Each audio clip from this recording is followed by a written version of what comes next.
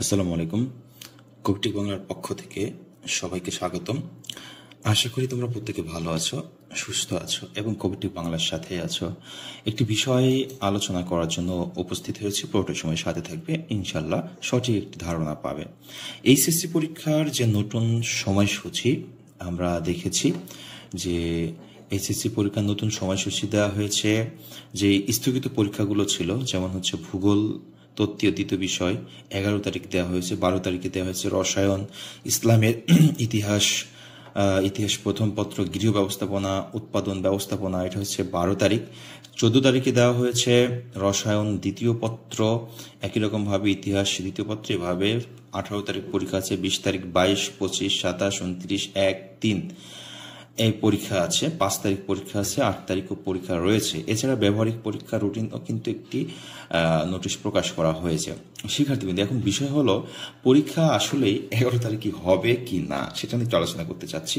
আসলে পরীক্ষা আদৌ নেওয়া সম্ভব হবে কিনা আগামী কয়েক মাসে, বা মানে যেই রুটিনটা দেওয়া হয়েছে সেই রুটিনের ভিতরে, সেটা নিয়ে একটু আলোচনা করতে চাচ্ছি। আর তোমরা যারা কারিগরি শিক্ষা বোর্ডের অধীনে আছো, তোমরা অনেকেই ফোন মেসেজ দিচ্ছ। তোমাদের কারিগরি শিক্ষা বোর্ডের অধীনের কারিগরি শিক্ষা বোর্ড থেকে কোনো নোটিশ প্রকাশ করা হয় নাই যে এইচএসসি ভোকেশনাল অথবা এইচএসসি বিএম অথবা ডিপ্লোমা ইন কমার্স পরীক্ষা, যে স্থগিত পরীক্ষা রুটিন আপাতত দেওয়া এখন হয় নাই। দেওয়া হওয়ার সাথে সাথে আমি তোমাদেরকে দেওয়ার চেষ্টা করব। কিন্তু পরীক্ষা 11 তারিখে হবে কি না সেটা নিয়ে আলোচনা করতে চাচ্ছিলাম।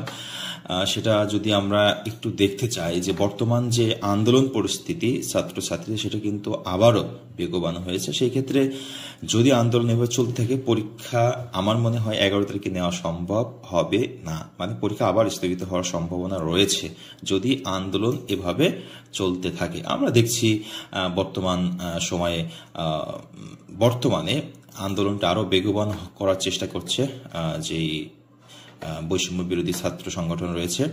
হ্যাঁ, তো তাদের সাথে এখন বর্তমানে সমাজের নানা শ্রেণীর মানুষও কিন্তু আন্দোলনে যোগ দিয়েছে। সেই ক্ষেত্রে আন্দোলনটা আরো তীব্র হওয়ার সম্ভাবনা রয়েছে। আর আন্দোলন যদি এভাবেও চলতে থাকে যেভাবে হচ্ছে, তাহলে 11 তারিখে পরীক্ষা নেওয়া সম্ভব হবে না।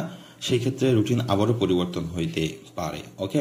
আর সবচেয়ে বিশেষ যে সমস্যা, সেটা হচ্ছে এইচএসসি পরীক্ষার্থী তোমরা যারা আছো, অনেকেই বিভিন্ন কারণে সেটা হচ্ছে বিভিন্ন মামলায় গ্রেপ্তার রয়েছে। সেই ক্ষেত্রে দেখা যাচ্ছে তার জন্য পরীক্ষা বিঘ্নিত হতে পারে। অনেক জায়গায় আমরা দেখেছি নোটিশ দিয়েছে কারাগারেই পরীক্ষা হবে। যশোর বোর্ডের দিকে এরকম একটা নোটিশ দেখছিলাম যে কারাগারে পরীক্ষা হবে, 2টা স্টুডেন্টের রোল নাম্বার দিয়ে দিয়েছে। আবার কালকে আরেকটা দেখেছি যে সারা দেশে ছুটির দিনে 78 এইচএসসি পরীক্ষার্থীর জামিন, মানে অনেক জায়গায় যারা এইচএসসি পরীক্ষার্থী আছে তাদের জামিনও দিয়ে দিয়েছে। তো সবকিছু মিলে একটা হজবরল অবস্থা। তো তোমরা যারা এইচএসসি পরীক্ষার্থী রয়েছো, যেহেতু রুটিন দিয়েছে, রুটিন অনুসারে একটু হালকা পাতলা পড়ে নিও, যেন পরীক্ষা যদি নেওয়াও হয় জোর করে, সেই ক্ষেত্রে পরীক্ষায় বসতে পারো। শিক্ষার্থীবৃন্দ, সবাই ভালো থাকবে, সুস্থ থাকবে, কবিটিক বাংলার সাথেই থাকবে। আল্লাহ হাফিজ।